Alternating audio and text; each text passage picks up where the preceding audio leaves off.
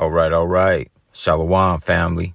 It's your brother Kanaiba coming at you once again with this video titled, Is There a Deeper Meaning to Beyonce's New Cover Photo on Vogue magazine? My critique from a biblical/spiritual vantage point. Okay, so Beyonce is set to grace the cover of the British Vogue magazine, and it's the July edition, right? And it's really to promote her new studio album that comes out next month in July. Okay, I believe it comes out July the 29th, if my memory serves me correctly. Okay, but as we see here, this is actually the cover for the actual magazine. Okay, and there's a lot going on in this cover. Okay, this cover photo. And what I want to do is I want to break down this cover photo, okay, from a spiritual and biblical vantage point. Okay, and of course everything I'm saying is my critique. Okay, everything that I'm saying from a spiritual vantage point. Okay, and we're going to also look at this from a biblical vantage point as well. Okay, we're going to go into the scriptures because this is also biblical. Okay, there's a left-hand understanding to this, and there's a right-hand understanding to this photo. Okay, so that's what we're going to get into this in this video. Okay, so without further ado, let's get started, right? So the first thing that you notice really is the color scheme, right? Now, of course, the color scheme, when you look at the photo, is black, white, and red, mainly, right? Now, if you've been following me for some time, you should already know what this represents, okay? I've said in past videos that the colors black, white, and red represents what's known as the Black Mass, okay? It represents sacrifice for Pan. Okay, the so-called Greek god that was venerated back during the ancient times in ancient Greece. Okay, so this is what the black, white, and red is for.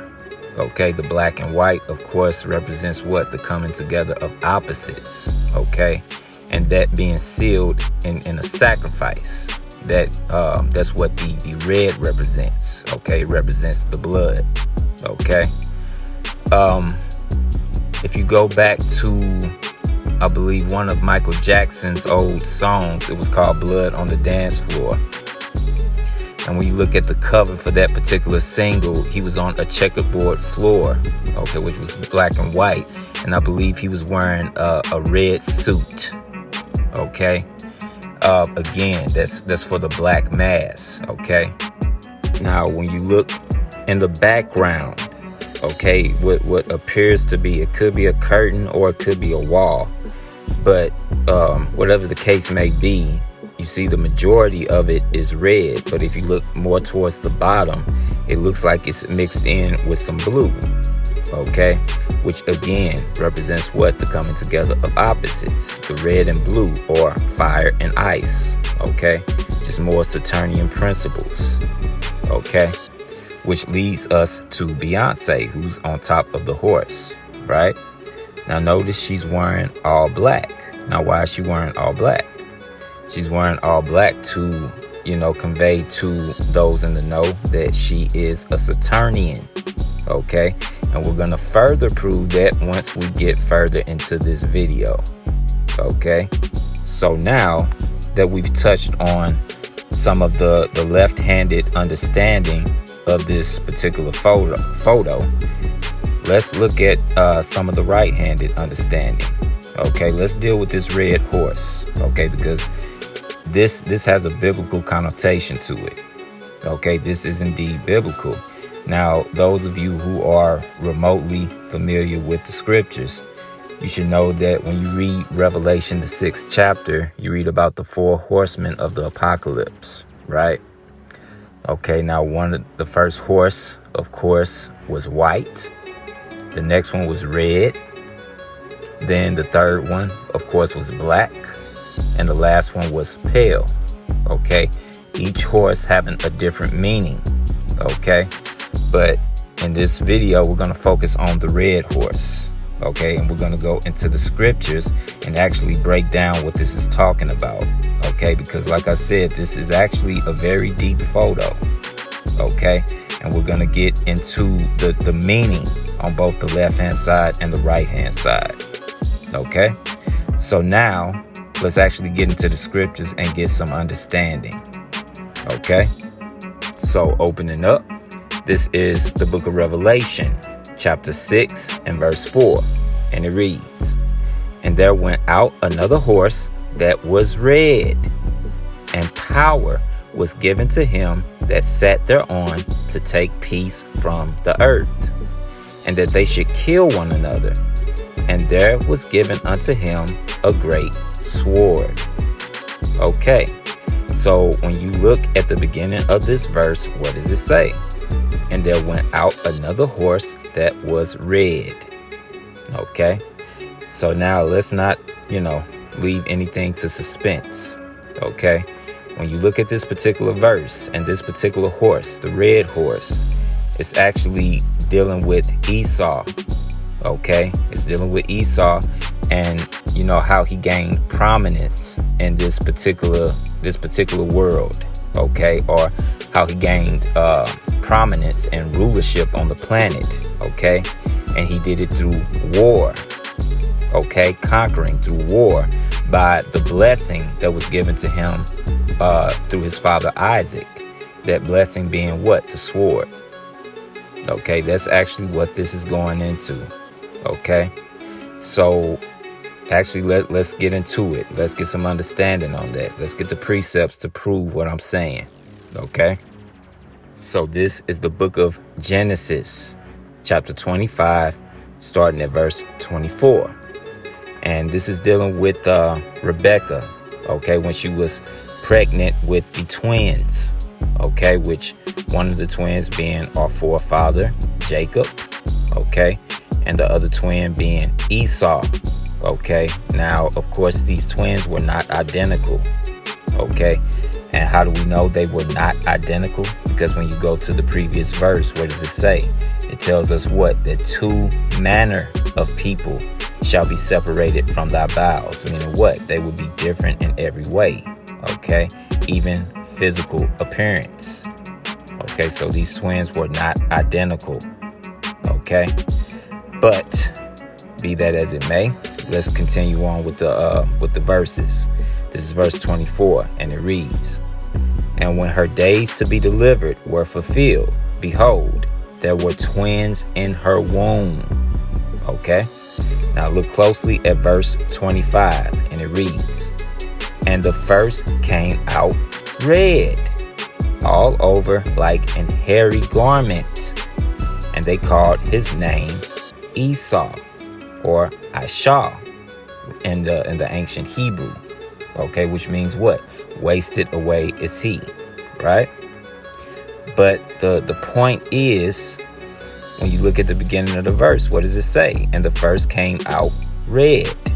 Okay, so Esau came out of Rebecca's womb red and hairy. Okay, but yes, the fact of the matter is it described him as red. Okay, and that's why when you go back to Revelation, the 6th chapter, that particular horse that's really going into the history of Esau, it's the red horse. Okay, to represent whom? The red people on the planet. Okay, which is the children of Esau, the children of Edom. Okay, the Caucasian man, right? So going back to Revelation chapter 6, since we have that understanding, and let's start from the top again. It says, "And there went out another horse that was red." And of course, we went to the book of Genesis to prove who the red people are. Okay, that's why this horse had to be red. Okay, it represents Esau. And this verse represents what? How they came into rulership, okay, through war. In fact, let's finish the verse out. It says, "And power was given to him that sat thereon to take peace from the earth." Okay, so again, it's going into war. and that they should kill one another.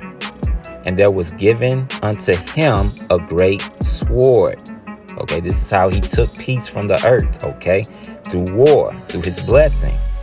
Okay, in fact, let me not jump the gun. Let's actually go into it. Let's go back to the book of Genesis and let's see what the blessing was that was given to Esau.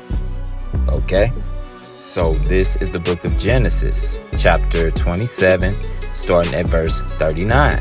And it reads, And Isaac his father answered and said unto him, Behold, thy dwelling shall be the fatness of the earth, and the dew of heaven from above. Now that last part where it says thy dwelling shall be the fatness of the earth and the dew of heaven from above. So what this is basically telling you when it says that his dwelling shall be the fatness of the earth, it's letting you know that wherever Esau lives, he will live in the best places on the earth. Okay. And this just goes to show you that the scriptures are true. Okay, he was given the fatness of the earth, the best places on the planet. No matter where you go, wherever Esau lives, or whatever is the most luxurious, and high-end places on the planet, that's usually where Esau lives. Okay, that's the blessing that was given to him by his father Isaac. Okay. Just think about, any of you think about where you live and the best neighborhoods. Who lives there on average? Okay, it's Esau. It's the Caucasian man, right? It says, and the dew of heaven from above. So again, they would be everywhere. Okay, but wherever they are, they would be in the most, luxurious and high-end places, so to speak. Okay. So now moving forward, this is verse 40. Now watch closely. And by the sword shalt thou live. Okay. In fact, let's finish it out. It says, and shalt serve thy brother. And it shall come to pass when thou shalt have the dominion that thou shalt break his yoke from off thy neck. Okay. So again, now we see it says, and thou shalt live by the sword. Now we see why that their dwelling should be the fatness of the earth. How they got the fatness of the earth. Okay, it's really by this particular blessing. Okay, we see here Isaac blessed him with what? The sword. Okay, this is Esau. The modern day sword would be what? His weaponry, so to speak. Okay, it's not actually a literal sword, okay, but his weaponry, okay, be it the nuclear missiles, guns, firearms, what have you. Okay, but this is how they gain prominence on the earth. Okay, and now like I said, you see why he lives in the best places. Okay, this is how he conquered. Okay, and when you look at the rest of the verse, what does it say? It says, and shalt serve thy brother. Okay, because really Esau was made to be a servant to us, to Jacob, the Israelites. Okay, and at one point in time, we actually did have them in servitude. Okay, this is just a part of history that they don't like to really put out there. They don't put it out there at all. Okay, they really conceal this history. Okay, but there was a specific point in time where we had them in servitude, and that's what this is going into. Okay, and we're going to go more in depth into it later on in the video, I promise, because believe it or not, this photo shoot is subliminal to this. Okay, but moving forward, it says, and it shall come to pass when thou shalt have the dominion. Okay, so at one point we had them in servitude, and then they regained prominence. Okay, it says that thou shalt break his yoke from off thy neck. Okay, so we're gonna get more in depth into what this actually means later on in the video. Okay, I promise. Right? So let's move forward. So moving forward, this is the book of 1 Maccabees, chapter 1 and verse 1. And we're going here to further prove what I was saying in Revelation chapter 6 about how that red horse represents Esau, and how he pretty much gained prominence and gained rulership over the planet. It was through war by way of his blessing, which was the sword. Okay, so now we're going here to First Maccabees to look at the beginning of Esau's rule. Okay, the first kingdom he ever ruled over. Okay, which was Greece. Okay, and in which again, they are not indigenous to the land of Greece. Okay, they took over that land. They kicked out the people who were indigenous to that land, who did live there, which were the people of Japheth. They were Japhetic people. Contrary to popular belief, Esau is not Japhetic. Okay, he conquered that land. Okay, but he is not indigenous to the land of Greece. Okay. But anyway, let's actually get into it. This is First Maccabees chapter 1 and verse 1. And it reads, "And it happened, after that, Alexander, the son of Philip," and this Alexander is talking about whom they call Alexander the Great. Okay. "The Macedonian, who came out of the land of Shittim, had smitten Darius, king of the Persians and Medes, that he reigned in his stead the first over Greece." And this is why you have to respect the Bible. Okay? The Bible is not only a book of wisdom and prophecy, the Bible is also a history book. Okay? If you just take the Bible out of the equation, any historian will tell you that this is accurate. Okay? Before the Greeks came into power, the nation that ruled was the Medo-Persian Empire. Okay? And it was Alexander that actually took the Medo-Persians out of power and conquered the land of Greece. And now Greece is the world superpower at the time. That is historically accurate. Any historian will tell you that. And this is what the Bible is telling you. Okay? In fact, many times historians, in order to, solidify historical events, they'll use the Bible to do that. Okay, because historians understand that the Bible is accurate, bar none. Okay, so now let's examine what we've read so far.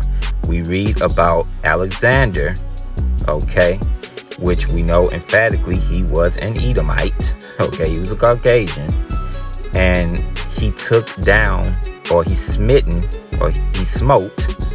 Darius, the king over the Persians and the Medes. Okay, so what are we reading about? This is war.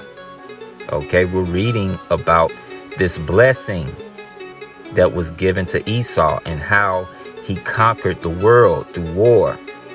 Okay, this is the beginning of the rulership of Edom, the Caucasian man. Okay, and this is what Revelation, the 6th chapter, was going into, reading about the red horse.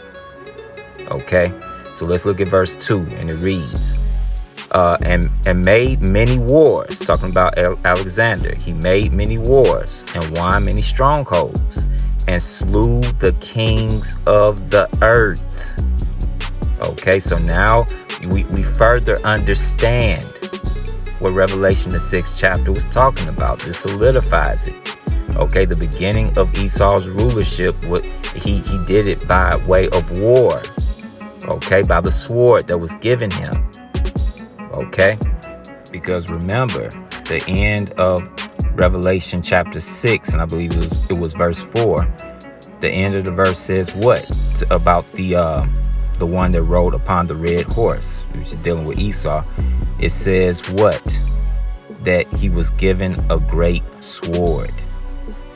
Okay, so moving forward, this is verse 3, and it reads, and went through to the ends of the earth and took spoils of many nations. This is what Alexander did, insomuch that the earth was quiet before him.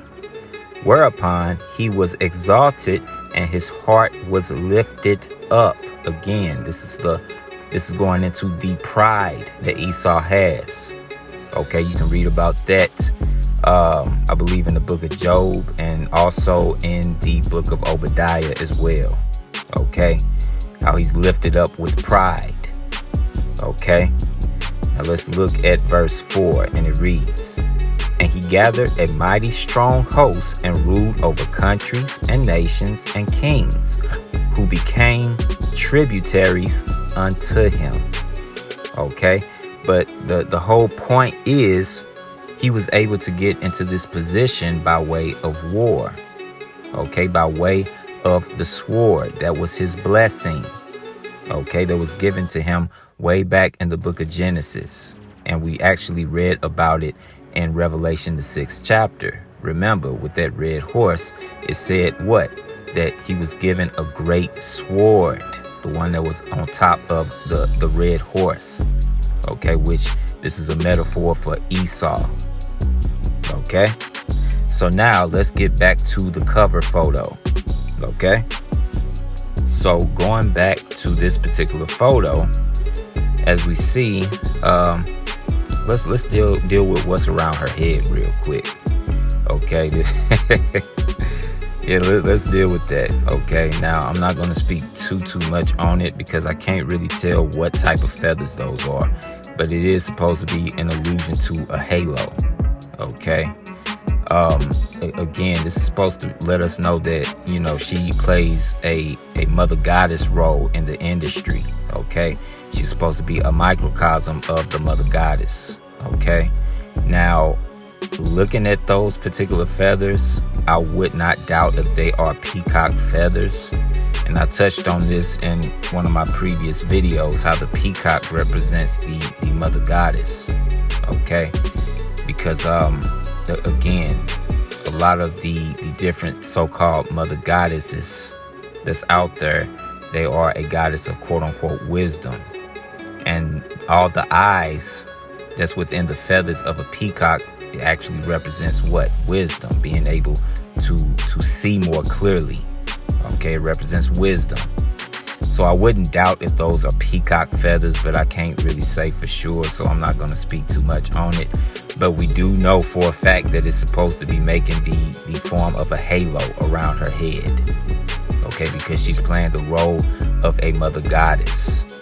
Okay, so now that we've dealt with that, let's look at the top left corner. Okay, and when you look at the top left hand corner, it says July 2022. Okay, so this is July's edition of the British Vogue magazine. Okay, now keep that in mind because that's very, very important. Okay, and this is just, it's going to prove and solidify what I was saying about the red horse. Okay, this is symbolic of Esau. Okay, and her actually sitting on top of this red horse is also symbolic, letting us know where, you know, her fame, her fortune, and her power comes from. Okay, it comes from Esau. He's put her in this position. Okay, but again, remember one of my past videos, we talked about how the horse represents power. Okay, the person that's on top of the horse, it represents power, right? Well, this is symbolic of where she gets her power from. Okay, this red horse. Okay, again, Esau has put her in a prominent position, but he's put her in this position to play a microcosm of the mother goddess. Okay, but let's get back to this top left hand corner. Okay, now when you look over to the right a bit, when you look inside of the O in the word Vogue, what does it say? It says British, and of course this is the British Vogue magazine, but they made it a point to put the word British inside of the O, so the word British would be circled. Okay, because emphasis is supposed to be placed on this. Okay, this is symbolic, and believe it or not, this is also biblical. Okay, and this also goes to show us that the quote-unquote powers that be, they understand that the red horse represents Esau. Okay, and we're about to prove that they know that right now. Let's prove it. Now, why is it that, again, I told you to remember that this is the July edition, 2022, but it's the July edition of Vogue magazine, and they made it a point to have British in the O where it's circled. Okay? Now let's think about something here. What famous holiday is coming up next month in July? Let me be more specific. What famous American holiday is coming up next month in July? Oh, it's July 4th. It's Independence Day. Correct? Now, what is Independence Day about? It's about America's independence from who? Oh, the British. Correct? Now do you see the games that they're playing here? Okay, this is why I said they understand that the red horse represents Esau. Okay? When you dealing with the British and the original 13 colonies and how America got its independence from the British crown, this was just simply one group of Edomites breaking off from another group of Edomites. Okay, that's really all this was about. Okay, and they understand this. That's what this is going into. That's why they made it a point to do this in the July edition of this Vogue magazine. Okay, they are not slick. Okay, now let's get into the Bible and let's get the prophecy on this. Okay, because the Bible does talk about it. Okay, so let's get into it. This is the book of Jeremiah, chapter 50 and verse 12. Now, when you dealing with Jeremiah chapter 50, just to brief you, this is going into the destruction of Babylon. Okay, modern day Babylon, which of course is America. Okay, about how Russia is going to destroy America. Russia and all its allies from the north. Okay, so to speak. And how they're going to destroy America and make America desolate, okay? Or modern day Babylon, right? So with that in mind, let's read verse 12, and it reads, "Your mother shall be sore confounded." Okay, talking about Babylon, America. America's mother shall be sore confounded. She that bare you shall be ashamed.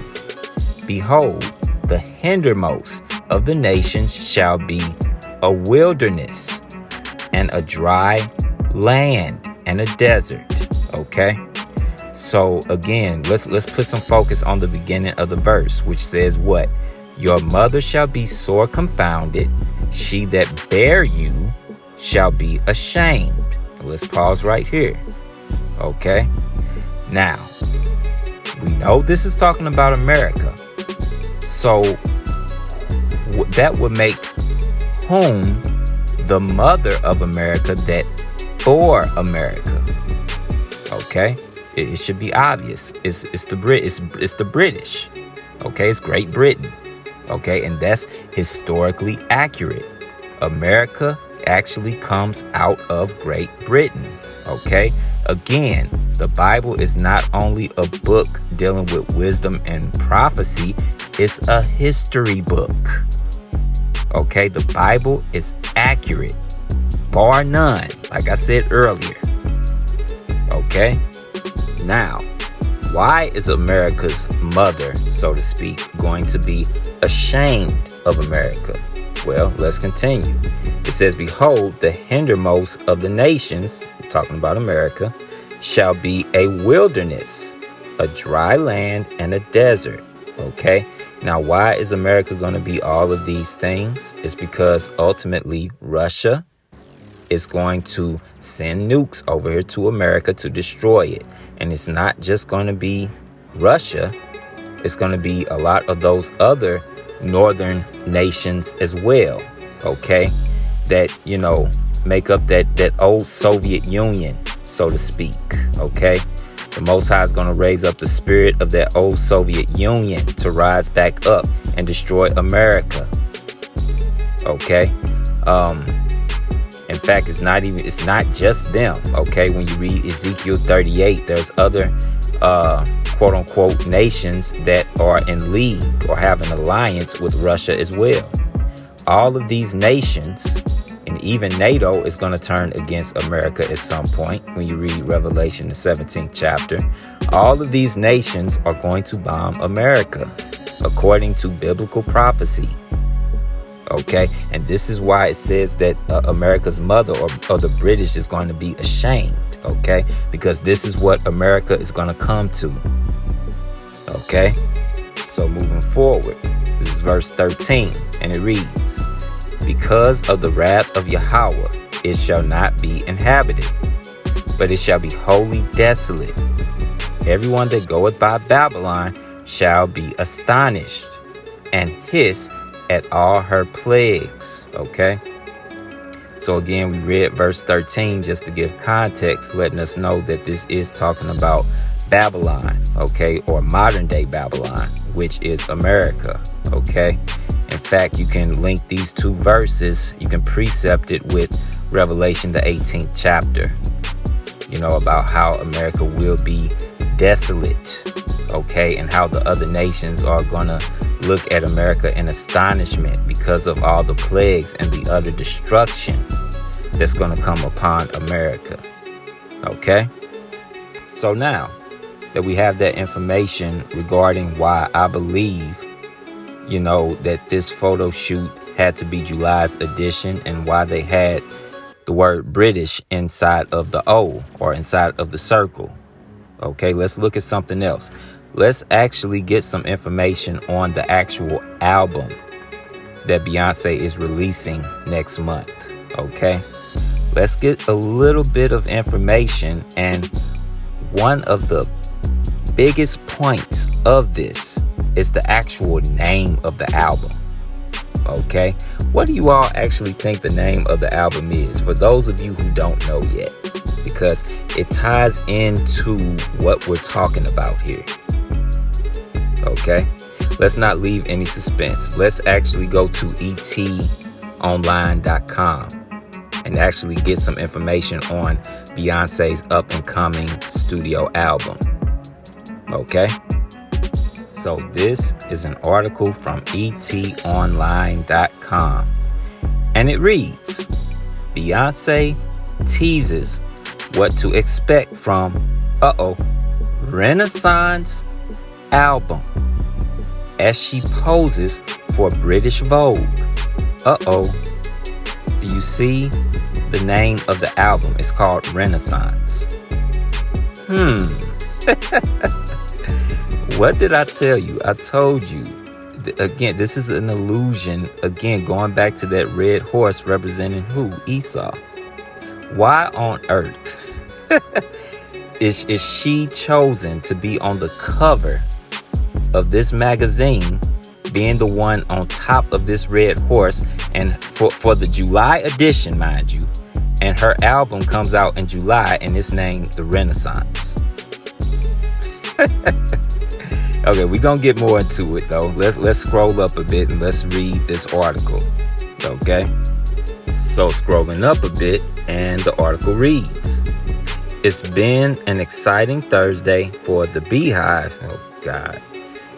And Queen Bee, goodness, has another trick up her sleeve. Not only was it announced that Beyonce is releasing Renaissance, her long-awaited 7th studio album, make a mental note of that, please, and her first solo album in 6 years, please make a mental note of that, on July 29th. But British Vogue also reveals that the Grammy winner is their cover star for the July issue. Pause. Okay, now we got some stuff to talk about here. Okay, now of course, let's first deal with the name of the album. It's called The Renaissance. Okay, and now remember, I told you, and I made a promise to you all, that I was going to further expound on the verse in the book of Genesis, where it talks about how when Esau got the dominion, or how when he regained the dominion, that he would break that yoke from off of his neck that Jacob had. Okay, now we're going into it. Let's deal with the Renaissance. Okay, let's go to the scriptures, right? So opening up, this is Revelation chapter 20, starting at verse 2, and it reads, "And he laid hold on the dragon, that old serpent, which is the devil and Satan, and bound him 1,000 years." Let's pause. Okay.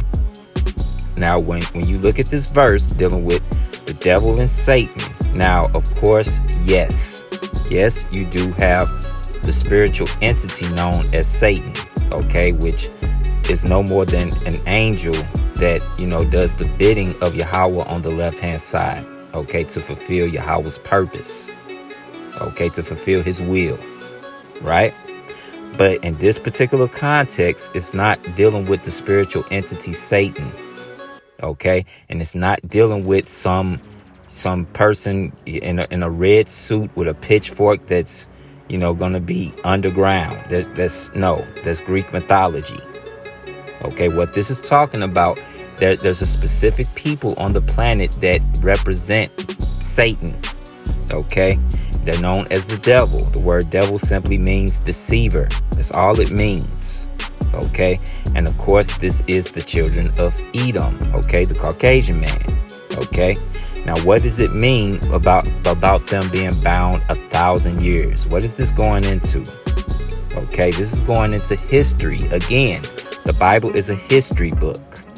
When were the Edomites or the Caucasian man bound up 1,000 years? Okay, they were bound up 1,000 years during what's known as the Dark Ages. Okay, this is a point in history where it's not talked about. It's rarely talked about. It's definitely not talked about enough. And if they do talk about it, they don't tell the truth about who ruled over Europe during that time. Okay, during what's known as the Dark Ages. Okay, that's the point in time where we, the children of Israel, we are black people, so-called black people, we ruled over Europe for approximately 1,000 years. Okay, we were the nobility of Europe. Okay, and during that time, we had Esau in a position of servitude under us. Okay, this is what it's talking about back in the book of Genesis, dealing with Esau's blessing, where it says that he was made to serve Jacob, but once he gained the dominion, that he would break that yoke from off of his neck. Okay, so that yoke is talking about what? Him being in servitude during the Dark Ages. That's what this is going into, that 1,000-year period that we ruled over Europe and had them in servitude. Okay, now when did they break that yoke that was on their neck? Let's continue. Verse 3, it says what? And cast him into the bottomless pit. Now that bottomless pit, of course, is Europe. I've talked about this in past videos. Okay, and shut him up and set a seal upon him, that he should deceive the nations no more till the 1,000 years should be fulfilled. Okay, still talking about what? The Dark Ages. And it says, and after that he must be loosed a little season. Now, when did this happen? When was he loosed, or when was that yoke taken from off of his neck, so to speak? Okay, when did this happen? This happened during what's known as the Renaissance era. The word Renaissance literally means the rebirth. Okay, now the rebirth of what? It was the rebirth of the the white man coming back into power. Okay, after the fall of what? After the fall of Rome. Okay, them coming back into prominence in during that particular time, and pretty much, regaining the planet Earth. Okay, that's what that's going into. Okay, so that's why I said there is a reason why they chose Beyoncé to be on the cover of that particular magazine, because the name of her next studio album is indeed The Renaissance. Okay, so let's go back to the book of Genesis and let's recap a bit. Okay, let's look at verse 40. Okay, let's look at verse 40. And it reads, "And by thy sword shalt thou live." So we already explained that. Okay, and it says, "And shalt serve thy brother." Okay, because they were created to actually serve Jacob, to serve us. Okay, and that's coming back in the very, very near future, when Yahushua returns and he sets up his kingdom, with us being joint heirs. And then Esau, along with all the other nations, are going to be slaves to the children of Israel, according to biblical prophecy. That's coming very, very soon. Okay, believe it or not. But moving forward, now here's the point, because like I said, I promised I was going to further expound on this, and I did. And it reads, "And it shall come to pass, when thou shalt have the dominion, that thou shalt break his yoke from off thy neck." Again, when did he get this dominion? He got it back during the Renaissance era. Okay, and that's when he broke that yoke from off of his neck, because again, during the Dark Ages, we had them in servitude. Okay, where do you think the word Slavs come from? Okay, most white people or certain groups of white people are referred to as Slavs, right? Well, that's short for slave. Okay, believe it or not, because again, during the Dark Ages, we had them in a position of servitude. Okay, so now let's go back to the article, since we have that information, and let's look at some of the numbers. Okay, let's start from the top again, and it reads, "It's been an exciting Thursday for the Beehive, and Queen Bee has another trick up her sleeve. Not only was it announced that Beyoncé is releasing Renaissance, her long-awaited 7th studio album." Remember, I said make a mental note of that. Okay, so this is her 7th studio album. Okay, then it goes on to say, and her first solo album in 6 years. Okay, I said make a mental note of that as well. Okay, because that's really key. They're putting emphasis on the number 7 and the number 6. Okay, they're alluding to the number 76. Believe it or not. Okay, if you remember more towards the beginning of this video, when I talked about what she was wearing, I said she's wearing all black to pretty much let those in the know understand that she's a Saturnian. Okay, so now we're saying this is her 7th studio album and her first solo album in 6 years. The number 7 and 6. This is an allusion to 76. Okay, now what does the number 76 represent? Okay, it represents what? The Capricorn, or which is what? The goat, right? Which is also represented by what planet? It's represented by Saturn. Believe it or not. Okay, I said she is a Saturnian. Okay, and we're gonna further prove that by looking at a photo within this magazine that's the July issue. Okay, let's look at this photo. Okay, and let's bring it to a close. All right, so this is the particular photo that I was referring to.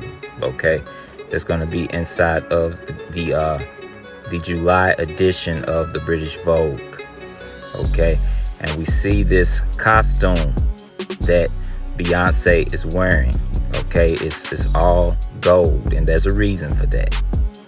Okay, now let's actually zoom in a bit so we can get a better look at her earrings.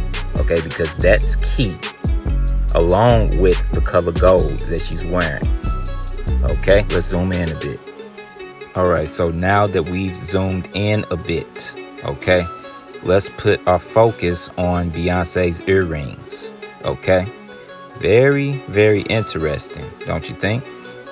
Okay, there's a lot of layers to these earrings, but we're gonna put focus on two things. Okay, when you look at what could be the top layer of the earrings there, we see on both sides it's the sun.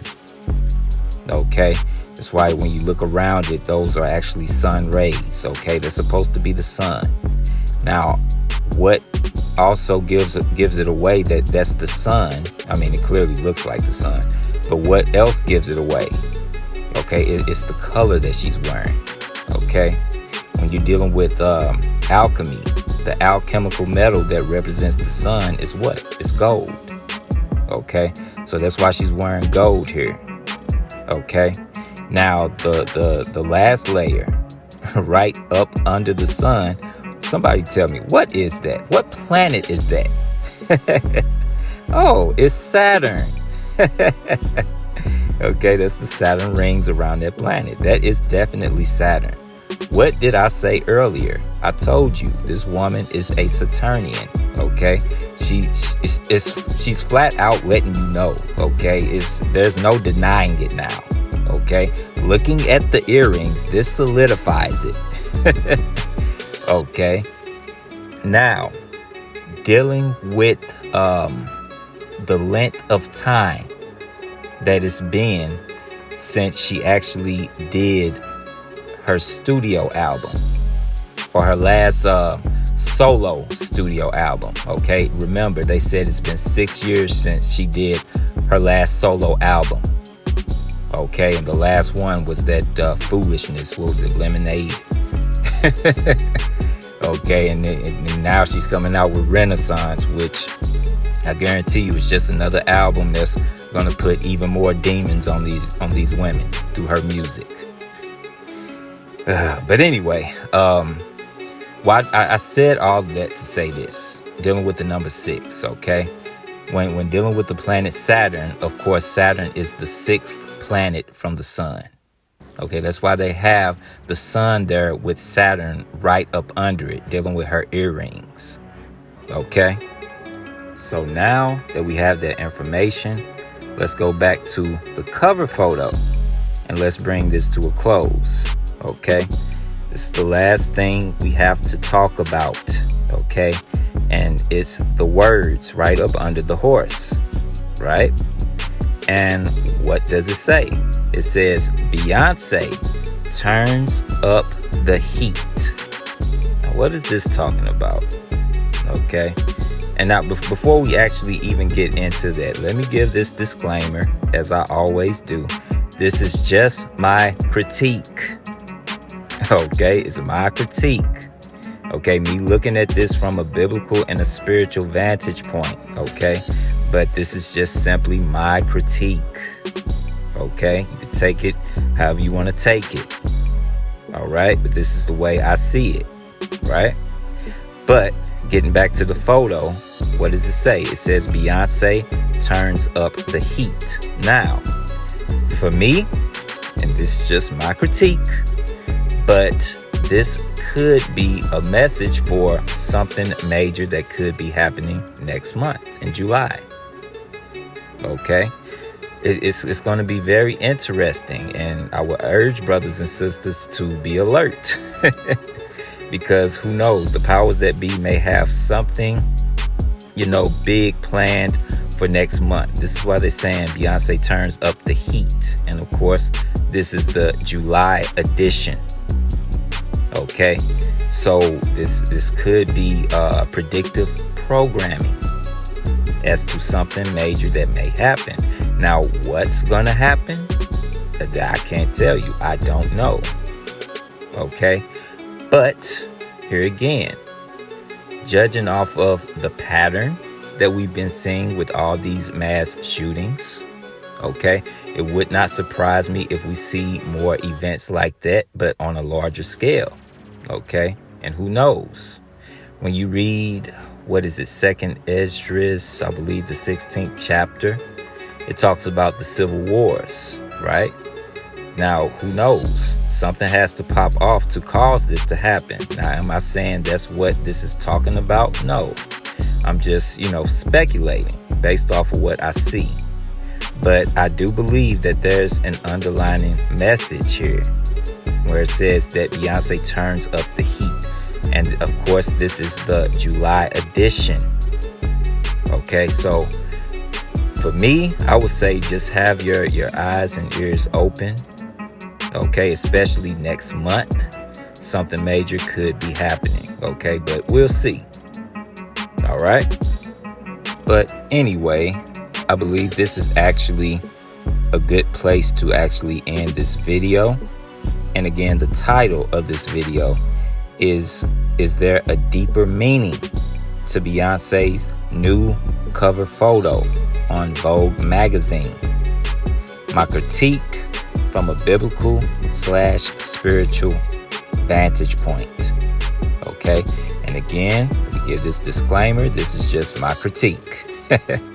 But yeah, this is just simply the way I see it from a biblical and a spiritual vantage point. Okay, and like I said before, it's going to be very, very interesting to see, what unfolds next month, if anything unfolds next month. Okay, but if things keep going off of the same pattern as it is this month, okay, things are only going to get far, far worse.